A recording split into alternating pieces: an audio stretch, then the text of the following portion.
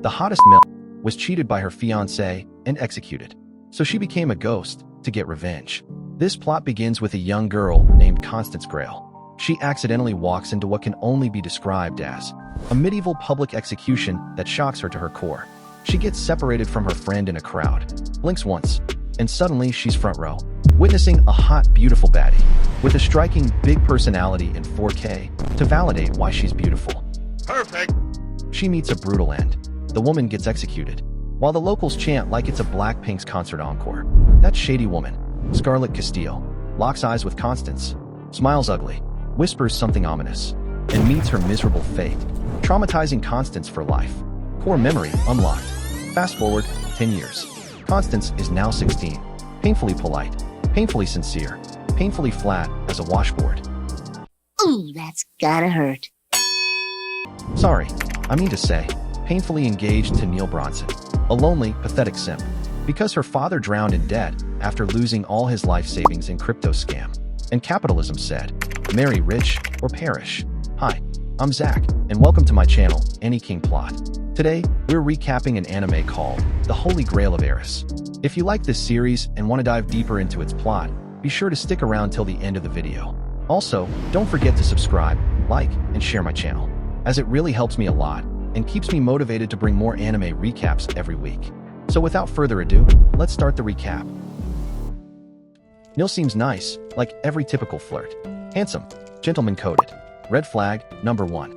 Rumors start flying that Neil is clapping up Pamela Francis. Lucky son.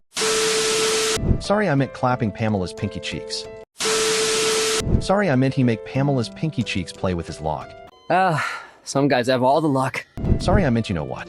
Never mind. Just spam the comments section by saying "Rip Pamela, I can't stop crying." The fake fans will never expect it. Back to the toxic vixen, whose hobby is stealing men like a damn succubus she is. Constance tries to believe in trust and sincerity, because she's Baka. Yeah, Baka. Until she literally catches them both, developing plot under a streetlight, like Discount Romeo and Juliet. Constance, heartbroken, but climaxes anyways. Stop it. Get some help. Still trying to be mature, she goes to a fancy party at the Grand Merillion, where everything immediately goes to hell. A mysterious woman with commanding plots enters the ballroom. This is important, very important. Never let mysterious hot strangers into royal venues. Inside, Pamela decides today is the day she becomes full-on villain. Using her servant Brenda as a prop, Pamela frames Constance for stealing a valuable hair ornament, publicly humiliates her, weaponizes her family motto, insults her poverty, and demands her engagement be annulled on the spot. Neil, meanwhile, does absolutely nothing useful. God damn it, Matt! I swear to God, if you don't her, I'll kill myself! Like the worthless loser he is. Spine status, non-existent.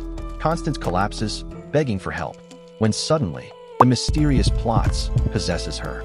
Like, say less. Constance stands up, verbally eviscerates Pamela, exposes her affair, forces witnesses to confess. Because that's what a man does. Sorry, what he actually meant was,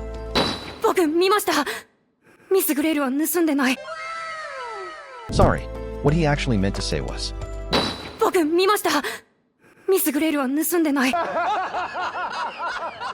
well, never mind. It seems bro had his protein glands emptied in last night's intense workout, I look like a fool last night. thus causing his brain to malfunction. The witnesses continue to confess and flips the situation so hard.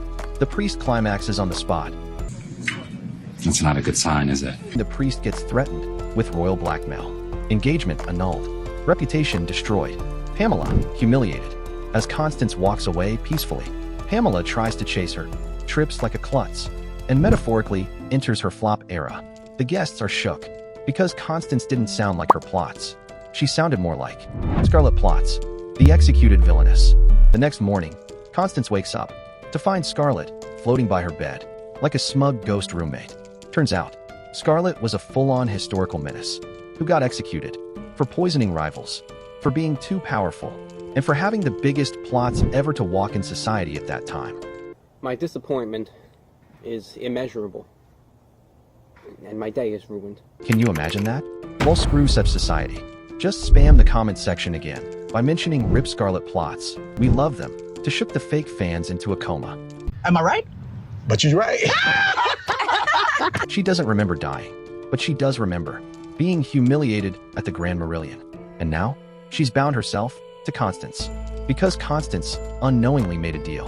She gets justice, Scarlet gets vengeance, and together, they're about to ruin a lot of lives. Moral of the story? Don't cheat, don't frame innocent girls, and never traumatize a flat-chested girl. With sincerity issues, she might come back, possessed by an executed villainess. This concludes our recap of the video. Thanks for watching. Also, subscribe to the channel to receive weekly anime recaps. Goodbye for now, and I will see you in the next video.